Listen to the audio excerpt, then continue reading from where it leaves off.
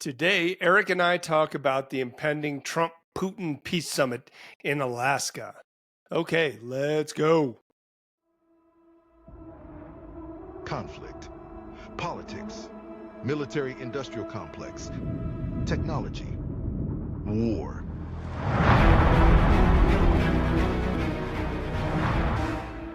The Flash Traffic Podcast. Should we jump right in? Let's do it. Jump right into this bullshit. Trump had a press conference today at the White House this morning, Shocking. just before this podcast. Should we just jump right into that? It was a press conference about the factionalization of the DC police force, nationalization of the DC police force, federalization, I should say. Interesting. Because Yes, DC's so- a weird entity, right? It's not a state. No. It's People, taxation without representation. yeah, That's what it can't says on the vote. license Yeah, plate. there's no representatives.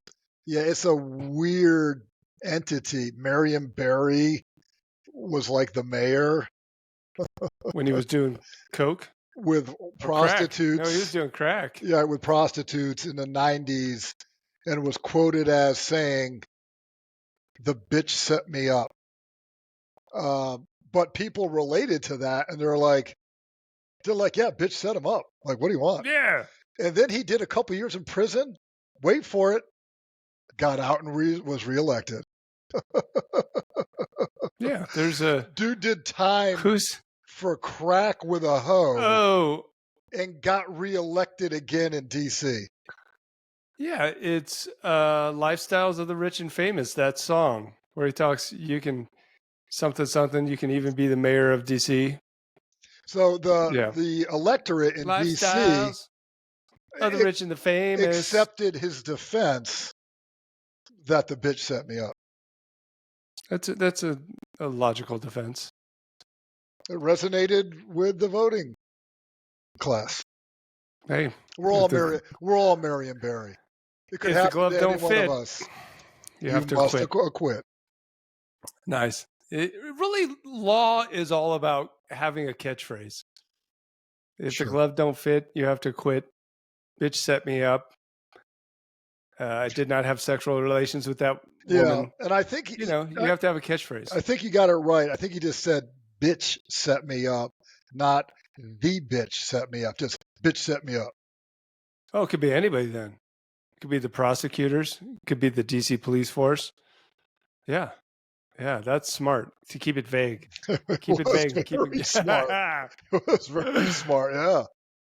Let's go to this Yeah. press conference. Oh, So boy. he did get some questions about Ukraine and the peace process and Alaska. So apparently Trump is going to meet Putin in Alaska Friday. They say that Obama gave them sheets and I gave them javelins. If it weren't for me, all those tanks that were destroyed at the first days of the war, because the tanks got stuck in the mud, some commander made a better. They would have been in Kiev in 4 hours, going down the highway. But a Russian general made a brilliant decision to go through the farmland instead. And they just had torrential rains, and the rains were so bad, and it was mud, and those tanks got stuck in the mud. I don't know who that general is, but knowing Vladimir, he's probably not around any longer, because all those tanks were stuck in the mud, and they went along with the javelins. I gave them the javelins. You know that, right? I gave them javelins. They gave them sheets. But I'm going to meet with President Putin, and we're going to see what he has in mind. And if it's a fair deal, I'll reveal it to the European Union leaders and to the NATO leaders, and also to President Zelensky. I think out of respect, I'll call him first, and then I'll call them after. And I may say, lots of luck, keep fighting, or I may say we can make a deal. Thank you for mercifully ending that. Okay. Thank you. First of all, he is absolutely wrong, as usual, on Many what things happened. he said is very wrong. His description of the first days of the war with the javelins that is so skewed and incorrect. I don't even know where to begin. I think the U.S. gave Ukraine about 550 javelin missiles. Use those in a day. Yeah, that was like one engagement. That's one engagement. The Ukrainians that were given the javelin had no idea how to fire them, right? Because only the special forces, the SSO, had used javelins up to that point. And then if you happened to be given a javelin missile, you had no idea how to fire it. You had to look online, or they had a PDF file of how to fire the javelin. But those tanks did not get stuck in the mud. They were on roads. Because they stayed on the roads. Yeah, they stayed on the roads because they didn't want to get stuck in the mud. Yeah, all that was wrong. They used NLAWs also from Great Britain. They also used a lot of RPG-7s and artillery. And the Bayraktar TB2, the Turkish drone, to blow up some of those convoys. And don't forget the Panzerfaust 3. Ooh, the Panzerfaust dry. I'm sure they had anti-tank guns. Yes. They also had some directional plasma mines. You know what I'm talking about? These anti-tank mines that are set up on the side of the road. They don't explode. You don't run over them. Instead of running over like a TM62 tank mine, instead of running over the mine, they set them up beside the road and pointing into the road like an ambush.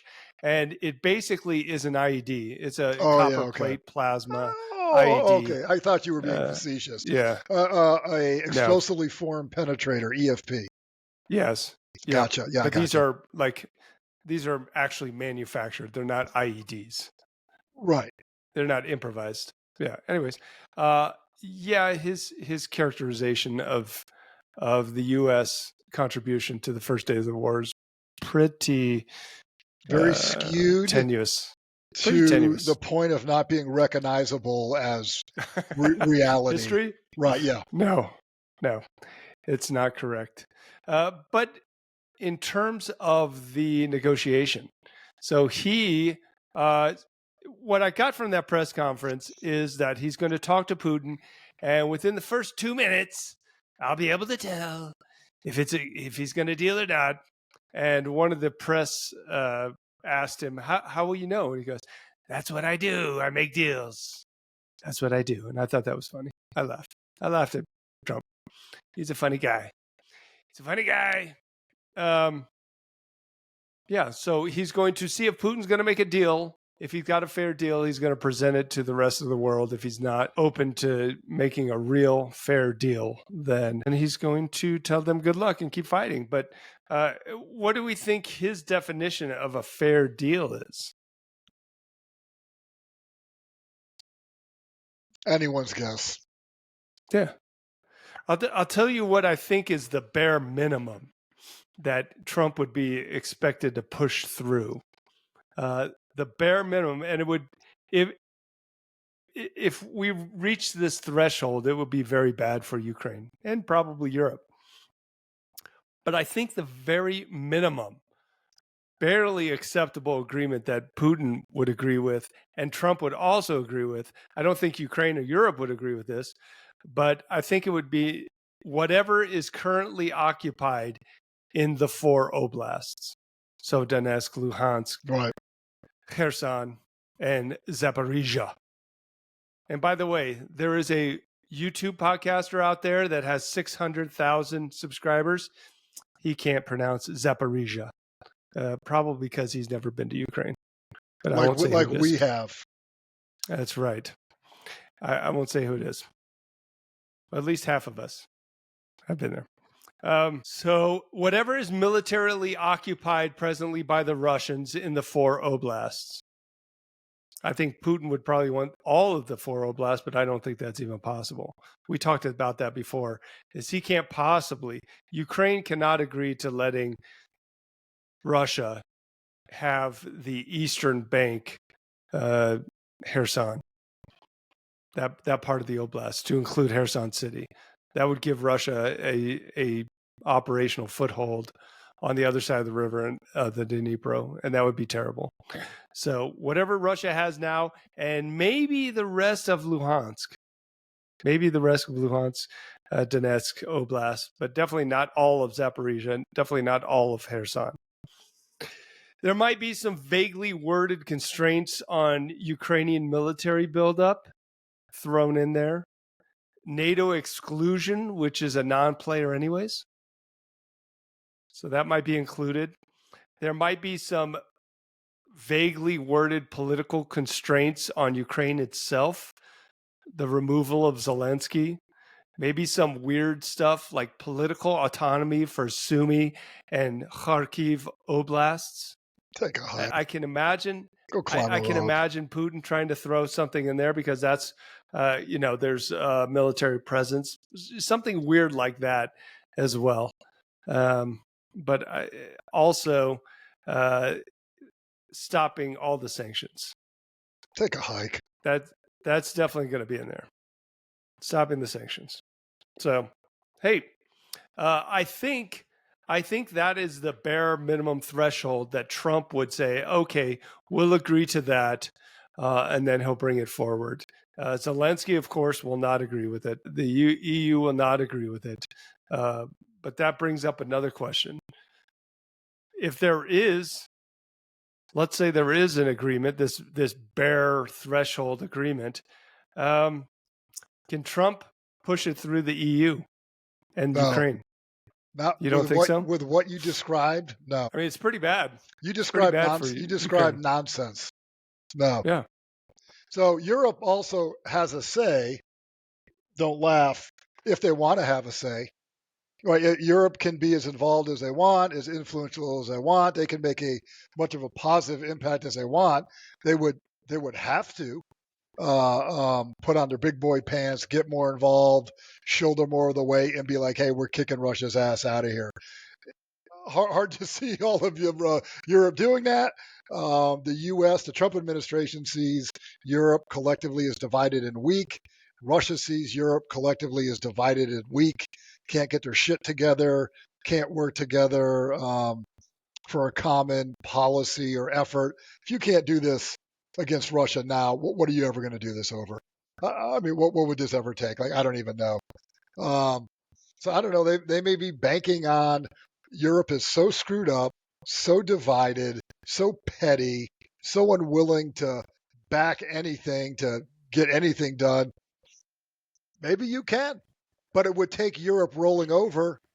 But maybe they don't think that takes much. Yeah, I think there is a possibility that he could push something through Ukraine and EU, something as bad as what I just described. For the reasons that you just described, the condition of the EU in general, but also look how the European Union kowtows to Trump. So look at Keir Starmer, look how he kowtows to Trump. Look at Mark Rutte, the head of NATO. Look how he was calling him daddy and kissing up to Trump. I think there's a good chance that these Europeans just want to make sure that Trump is on their good side. Also, I think, and I've said this before, I think Europe is ready to normalize relationships with Russia. Why? I think they're ready to get back to business as usual. Cheap oil, cheap gas. Let's get trade going. Let's, put this behind us. This could possibly, depending on how this plays out, this could possibly be, I don't know, I'd say the downward spiral of Europe, but I guess the continuing downward spiral of Europe. If you can't handle something in your backyard, if you can't stand up for anything as obvious as this, you can't do any sort of collective action, how do you think you're going to do anything against China? And that's like part of my whole point. If you can't stop Russia, if the U.S. and Europe can't handle Russia with their tiny little $2 trillion annual GDP, how do you think you're going to handle it, China? If China wants to put its foot down, if they really want to grind on something, you can't handle Russia. What makes you think you could handle China? And that goes back to the idea, if you can't handle this, China's looking. Like, you back down on this, the U.S. and China or Europe together with a maybe like a 50 trillion plus GDP. You can't handle Russia with a $2 trillion GDP? You're a bunch of ass clowns. You're not serious about this. You're not serious about security. You're not serious about democracy. You're not serious about, checking aggression from a mass murdering dictatorship. There's nothing more obvious than this. You can't do this. You're all fucking ass clowns. And China will be like, hold my beer. We're going to do whatever. We're going to do whatever we need to do wherever we need to. You guys can't get your shit together for this. How are you going to get it together for us? Yeah. The big fucking dog where you can't operate in our backyard. Russia's in Europe's backyard literally, and they can't handle it. The rump state of Russia. Shanghai has a higher GDP than Russia combined. You can't handle them? Beijing's like, you guys are several shades of fucked up from a national security perspective if you can't handle this light work. This is fucking light work compared to the Chinese military. Well, this is nothing new. So I wanted to talk about... It's nothing new. You're right. It's nothing new with Europe. I wanted to talk about two things today. You're right. Two I guess, analogies to this peace process. One is... has been talked about a lot because it's directly applicable to the peace process, and that is Minsk 1 and 2, the Minsk protocols. Why even bring them up? Well, because in 2014, when Russia invaded Ukraine the first time, and Europe, to include France, Germany, Great Britain, and Ukraine, sat down in what they call the Normandy format. They sat down and they hammered out the Minsk 1 and Minsk 2 agreements. Here's the interesting thing about that is that although the Normandy format included Ukraine, when they made the agreements, the Minsk 1 and 2 agreements, didn't really include Ukraine. Ukraine was pretty much sidelined in the final analysis because those agreements both really favored Russia. First one was rather vague. The second one, basically, let me show you this. This is a title from a Voice of America article from 2016 talking about the Minsk agreements. And the title is, Minsk deal legitimizes ugly facts on the ground, critics say. Basically, what they did was give Russia, vis-a-vis the rebels, Donetsk and Luhansk, everything that they had captured up to the point where they, after 2015, where they started negotiating the Minsk 2 agreements. That is a precedence for what we're about to see if Trump actually gets a deal. They emboldened Russian military aggression and expansion. Plain as the nose on your face. Obvious. Yeah, and it was almost impossible to enforce. 100% And the Ukrainians didn't like it. But they were powerless. They were they were their own train wreck. They were their own divided, no focus, don't know who they are after Soviet Union collapsed, train wreck. And they haven't even come close to getting their act together to 2022. It took that absolute invasion to take them over for them to wake up and get their stuff together. I mean, the Ukrainian military is so bad. Starting in 2014, they were almost non-existent, slowly developed and got a little better to the main invasion. And now we're forced to get their act together while fighting an active war. And that's not easy. It's a hard thing to do. Yeah. The other thing you can point out about the Minsk 1 and Minsk 2 agreements is Europe fucked it up. Sure. Europe fucked it up. Why were they so easy on Russia? They never mentioned in those agreements that Russia was the aggressor. They never mentioned anything like that.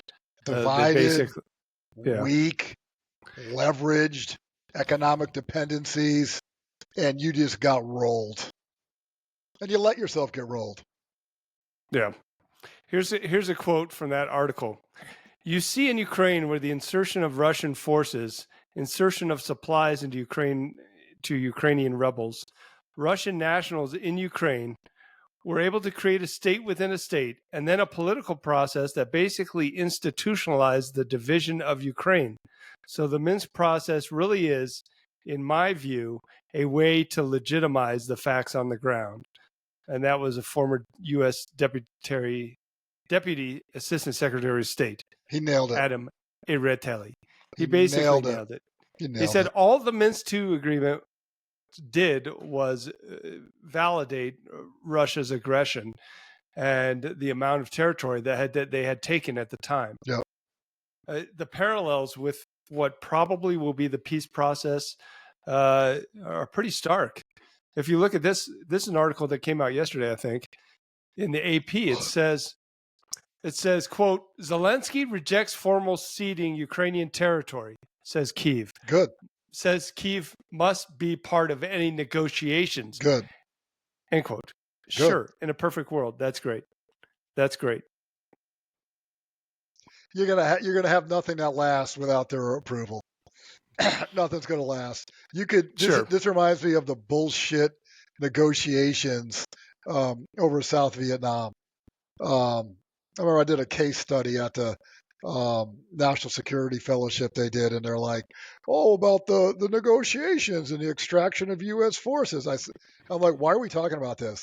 It was a disaster. And then, 2 years later, all of South Vietnam gets rolled. Why are we talking about this? It's like brilliant negotiating. You let South Vietnam get rolled. It's probably inevitable. But why are you bragging about the negotiating piece that led to this? That's like, negotiating peace in our time against Hitler. Oh, brilliant negotiating. Yeah, that's really good. We should talk about that negotiating piece, as an academic study. No, you don't. If you don't, include all actors, especially the big players, I don't know, like the Afghan government, you're going to get rolled, and you're not going to like the end result. End result's going to be much worse. If that's how this goes, end results can be much worse. When the hell is anyone going to stop rolling over for Putin and the Russians? Hey, peace processes are hard. Peace is hard. Sure. War is relatively easy. You start a war, that's no problem. Finishing the war, stopping the war, that's a lot harder. In this article, it says, quote, Ukrainian officials previously told the Associated Press privately that Kyiv would be amenable to a peace deal that would de facto recognize Ukraine's inability to regain lost territories militarily, end quote. That's a bitter pill to swallow. It's tough. It's tough for the Ukrainians. It's tough. It's a fact of life that we see on the battlefield. If you can't conduct joint offensive operations, you can't take territory unless you want to do what the Russians do and send, 1,000 men a day to their doom to take 1 square kilometer. Okay. That's a strategy. Right. I don't think they don't have the manpower to do that. They don't have the manpower to do it. They can't do it, and they wouldn't do it. I wouldn't do it anyways. They wouldn't do it. So Ukraine may have to. This is what I would do. Doesn't mean they would. You may have to accept some reality, but I'm never giving up, and I'm never quitting. And I'm going to refit, and I'm going to rearm, and I'm going to keep pressure on the Russians. Go ahead, keep 600,000 Russian troops in my country a year. Let's see how many tens of billions of dollars that costs you to do that. Give them an uncomfortable peace where you're never comfortable in your own home. You're in your living room and you're worried about a guy coming out of your closet and whacking you. That's what I do. Okay. If I'm Ukraine, well, okay, I got it. I'm just going to do a special military operation, an SMO, against Russia. Oh, it's not a war. It's a special military operation. And I'm going to keep grinding on Russia forever until the cows come home. I'm going to whack your oil refineries. Oh, that's a dissident group doing that. That wasn't us formally. That was Blackwater, not the Ukrainian government. I'm going to whack you.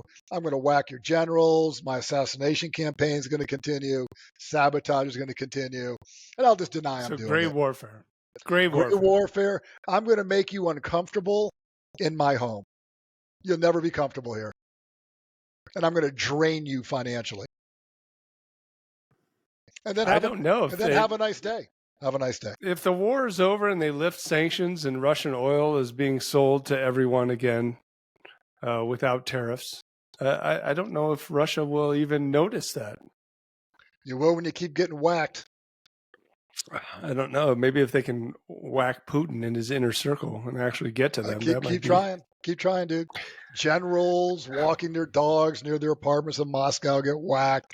Oil refineries keep getting hit. Airports keep getting hit. It'd be nice if Ukraine could actually develop a deep strike capability. I see all these teasers and all these ads and all these articles. Where is it? Where's the 500-mile, 1,000-pound warhead missile strike 7 days a week? Like, they don't have it. Yeah. Well, Yeah. If they had that much military power, I mean, this would be a different conversation. Well, yeah, I guess, yeah, you're right there. So the Minsk 1 and 2 agreements are important because they're about Ukraine and Russia. I mean, they're important analogies, but I think a better analogy is the Dayton Accords of 1995. So when the Bosnian War ended in 95, so I think it lasted from 1992 to 1995, it was between the three players were the Serbs, the Bosniaks, and the Croatians that were in Bosnia proper. When that war ended, because of Bill Clinton's efforts in Wright-Patterson Air Force Base, Ohio, in 1995, they were not the Bosnians were not happy about it, because the Serbs, before the war, the Serbs inside Bosnia, not Serbia, but inside Bosnia, had about 35% of the territory. And then the Christian Serbs went on the warpath against the Muslims. And I know this is I'm just reviewing history here. They went on the warpath, and then they committed a bunch of atrocities, massacres, genocide. All three sides did it. But they achieved about 70% of Bosnia proper, territory-wise, when the Dayton Accords began, or I think maybe at their high water mark during the war. The Dayton Accords gave the Serbs 49% of the country. They started with 35. They were the aggressors, initially at least. They achieved whatever percentage that is, almost 15%. 14% more. Is that right? Is that the right math? Let's go 35 to 49. Okay. Yes. So it was not fair. It didn't represent what actually happened. It didn't punish the initial aggressors. It didn't punish any war crimes, at least formally in that agreement. Other people would be brought to The Hague and punished. Slobodan Milosevic, Slobodan Milosevic, or Vic? Slobodan Milosevic. Let's go with the ick. Yeah, right. It's ick. He would be punished eventually, right? But I think that was because of Kosovo in 1999, not because of this war. But he was there signing. Nobody was really happy. And let me read you this. This is from The Guardian in 1995. The Bosnian president said, quote, "My government is signing this agreement without any enthusiasm, like someone who's taking a bitter but useful potion." End state. End quote. So apparently not a lot of people were happy about this, but they got the deal done. The other part of the Dayton Accords, just to kind of twist the knife in Europe, is Europe couldn't get it done. Europe couldn't get the peace pushed through, and it took Dick Holbrooke, who was the Assistant Secretary of State for Europe and Canada in Ohio, and to get this thing done. So I thought that was an interesting parallel. Basically, this stuff is really hard. This is hard to do. It's hard to get a peace process through, and nobody's going to be happy at the end of it. Yeah, right. Except maybe Russia. Right. If it depends on the deal, pretty much what a deal means. If you're not getting your maximal gains, you're going to get much less. But it's interesting to see that maybe 30 years later, Europe is still divided, politically weak, can't get a common front, Can't get anything through.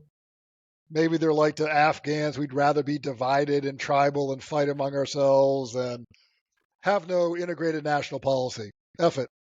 We'll just bumble along and complain about it, see what happens. Until there's a United States of Europe, which will most likely never happen, they will. I see this continuing to happen. You just get picked off, spun off, bilateral deals cut, until you really don't. You're not a contiguous political entity any longer. Until there's a United States of Europe with one dude running it or dudette, I think you're gonna get more of the same. Yeah. You get more of the same. Well, yeah, I just don't think Putin and Trump are going to come to any reasonable agreement or even unreasonable. I don't agreement. see how you could. Yeah, It's first of all, peace process is just too hard.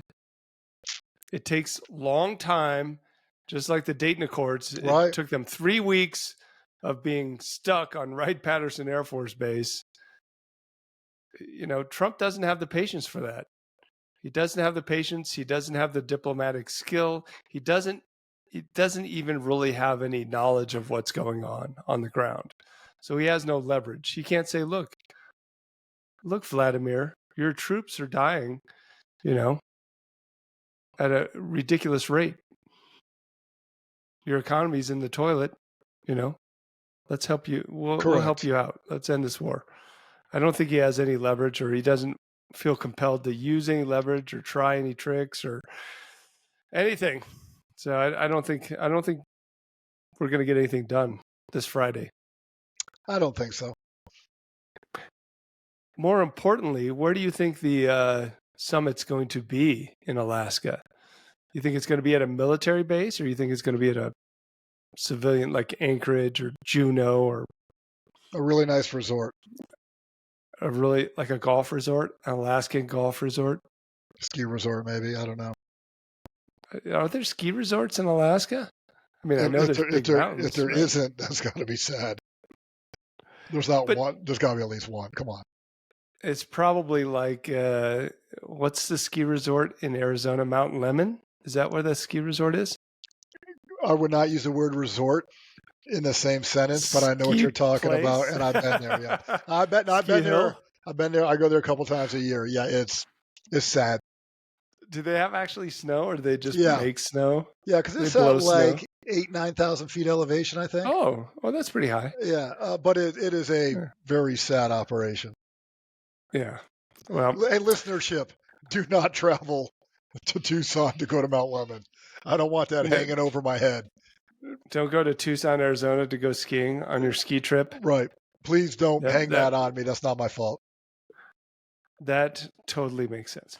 Anyways, as far as the peace process goes, I mean, there is precedence for unilateral U.S.-Russian negotiations without Europe, without Ukraine, but it's got to be the result has to be within the realm of, something just slightly feasible, at least slightly feasible.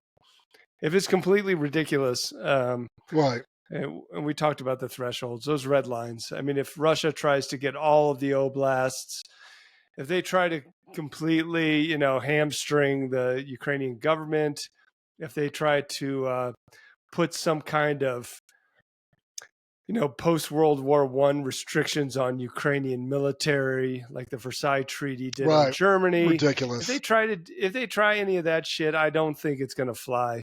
But there are possible results of this summit that could be feasible and very, very, very bad for Ukraine.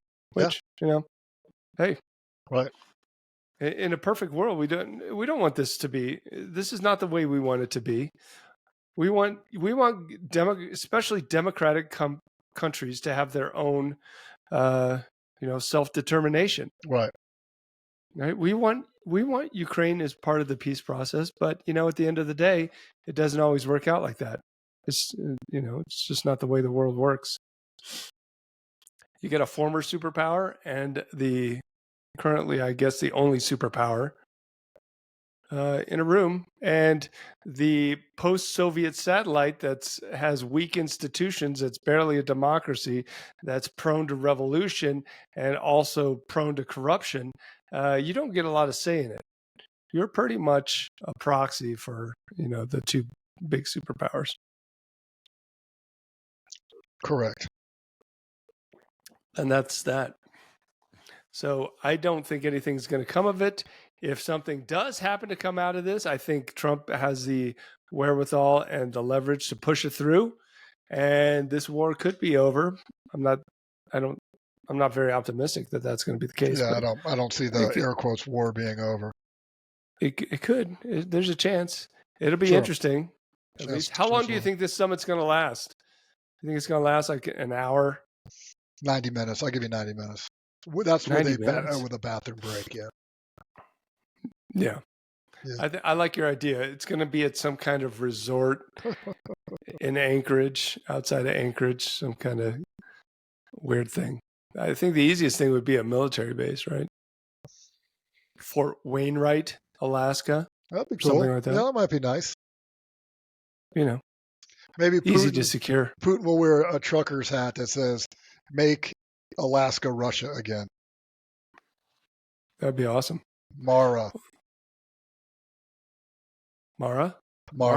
Make Alaska Russia again. Oh, make Alaska Russia again. Well, there are a lot of, I shouldn't say fake billboards, but kind of semi-humorous billboards in Russia right now that show Alaska, and it says, "Alaska Nash." Alaska is ours. It's ours, right. So, yeah. So, it's kind of funny. Good stuff. Watching that press conference with Pam Bondi and Pete Hegseth in the back, and Driscoll, the Secretary of the Army, who's also dual-hatted as the chief of the ATF. It makes me. I was just wondering, like, which one of those people are dumber? Who's the dumbest of those? I think it's Pam Bondi. When I hear Pam Bondi speak right after Hegseth, when you can compare the two almost side by side, I think it's Pam Bondi. She wins. She calls the president. So she doesn't say the president. No, she doesn't. When she addresses Trump, she goes, "Thank you, President." She didn't say Mr. President. She goes, "Thank you, President." So thank you for letting us tie this in with Marion Barry, because he didn't say the bitch. He just said bitch. Bitch set me up. Yeah, President set me up. Yeah. Like, why even add a qualifier or some kind of definer? Like, we know what you mean. How don't you just say Miss Bitch, the prostitute? Bitch set me up. I got it. President said this. President did this. President do summit. Like, I know what you mean. You don't have to put all these descriptors in it for me. Oh, so it's more precise, efficient way to speak. President whack, yo. Like, okay, I got it. So you're saying maybe Pam Bondi is the smart one of the group? She may be using a more efficient language. And if we can tie this into not just Marion Barry, but also Benjamin Franklin, where he said, "I would have written you a shorter letter if I had the time." I thought that was Mark Twain. I'm going with Ben Franklin. I thought Mark Twain said that. I'm going with Ben Franklin. I'm not going to fact check you because I'm not very confident that I'm correct. Okay, let's do it. We'll have to edit this out, but in my defense, it would have been a famous person. Oh, darn! Oh, here's a different one. Yeah, Mark Twain. I didn't have time to write you a short letter, so I wrote you a long one. Here's another one. I would have written a shorter letter, but I did not have the time. So Mark Twain is often wrongly credited with the quote. Oh, damn. So who did do the quote, bro? Let me click on this. Wrongly given the quote. Earliest credit goes to French mathematician and philosopher Blaise Pascal in Lettres Ooh. provinciales. Or it's French. Oh. Le temps provinciales in 1657. Oh man, Ben Franklin riding Pascal's coattails, bro. That ain't cool. So it might have been, Ben Franklin was the representative of the United States to In France. France, So, yeah. For like so 9 maybe that's years, where right?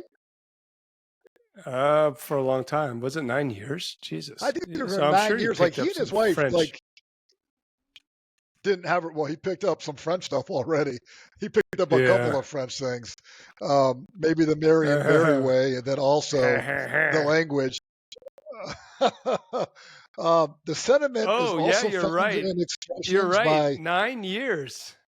John Ben Locke, Franklin spent Benjamin 9 years in Franklin. France. He was Wow, like that's a the long time. Jesus Christ. political center of gravity for the American Revolution. He was the funny, smart, down there. He was famous. Ben Franklin was famous in his day. The French knew he was famous. That's why they sent him. They wanted to be around him. He told jokes. He lifted weights. He was in good shape.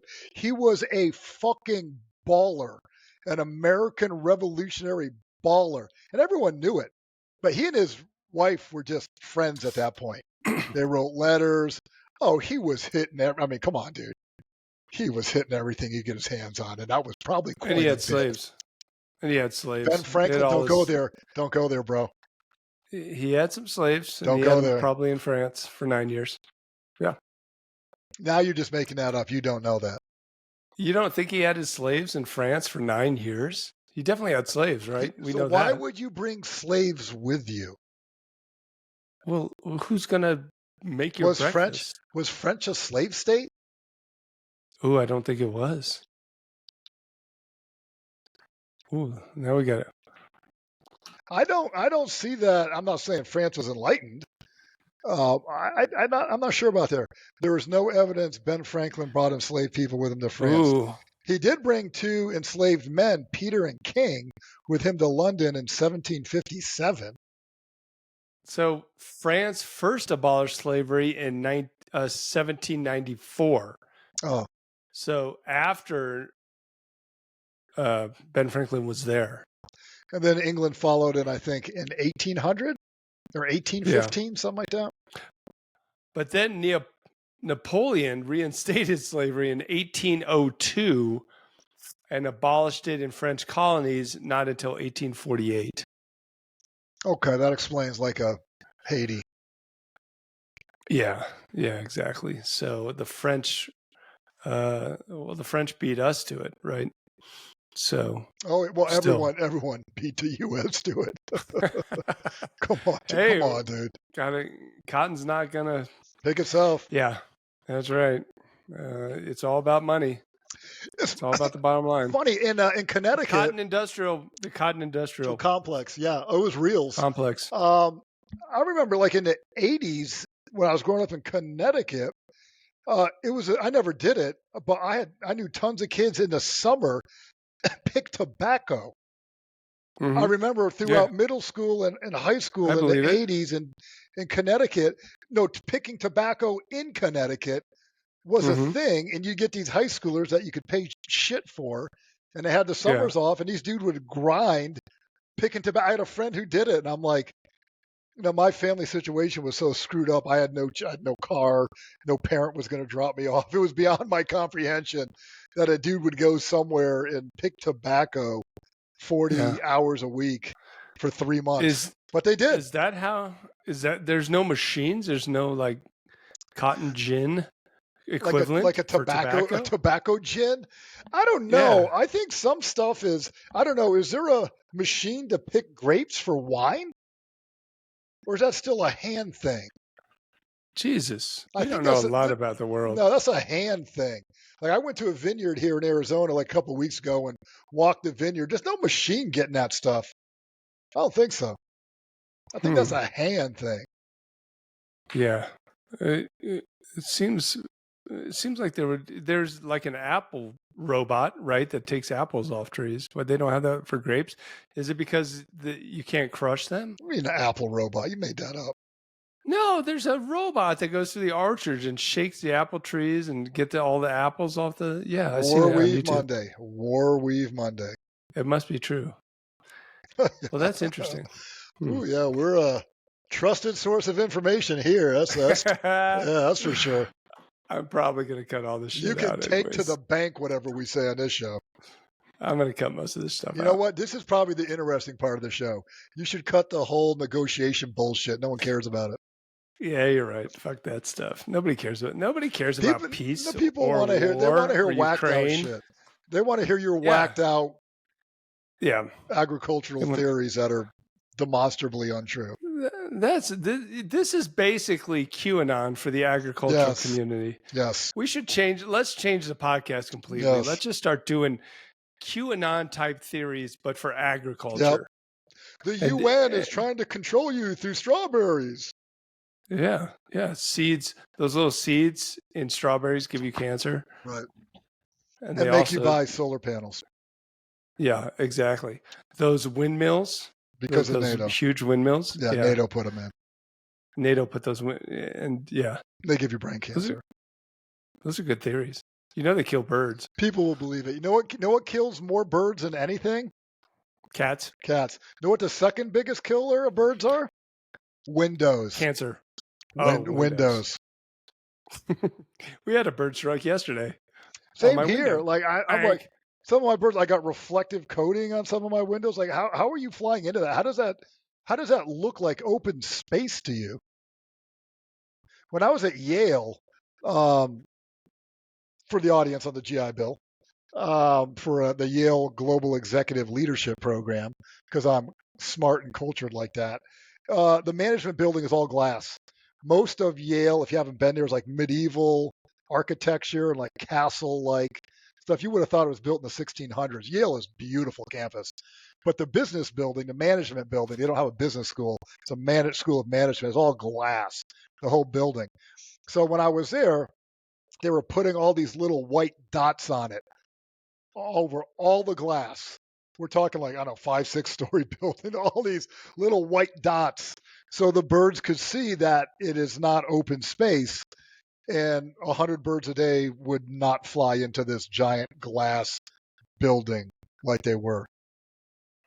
That's very humane. So they had dudes on like ropes and stuff coming down the sides of the building, putting these little white dots all over the glass stuff. And I'm like,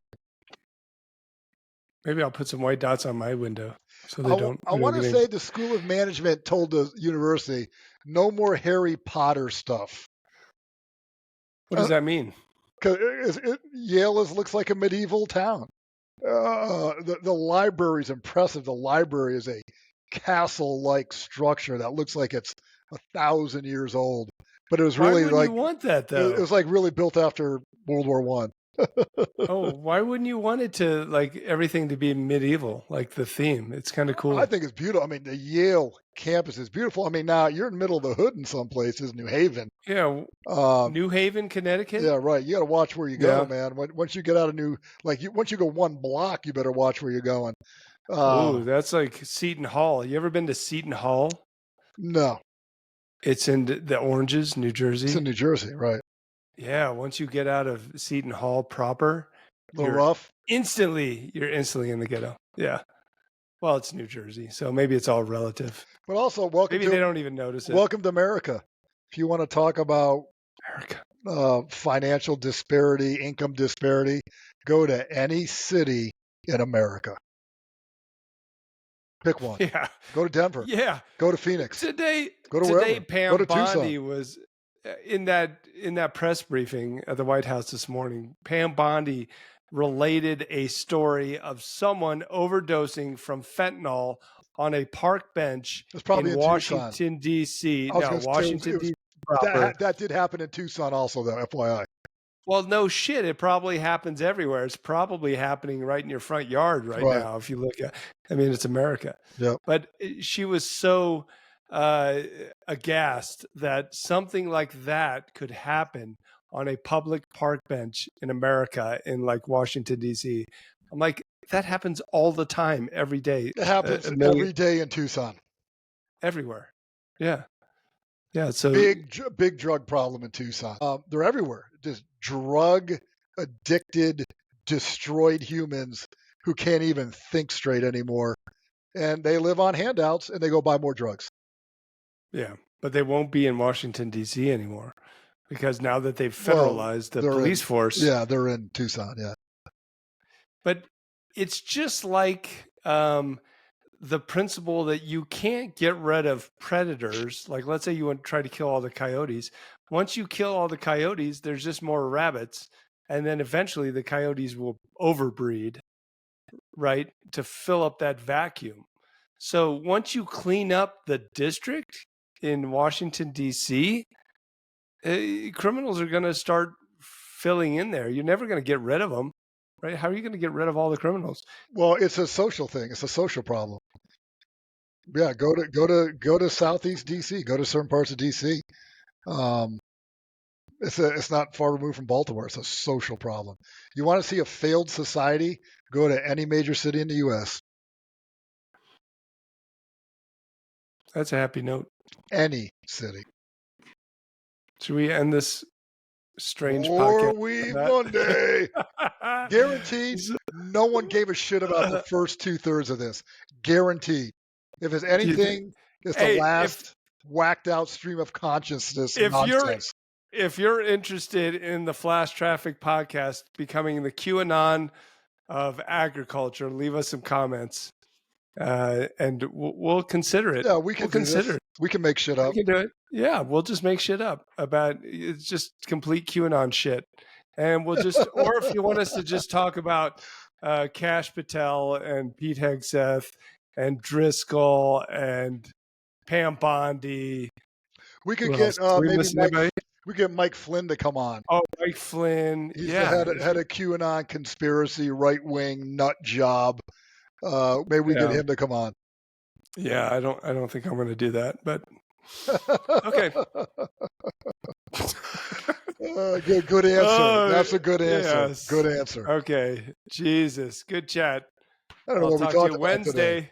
War Weave Wednesday. Okay. Bye-bye. Bye-bye. Bye-bye. Bye.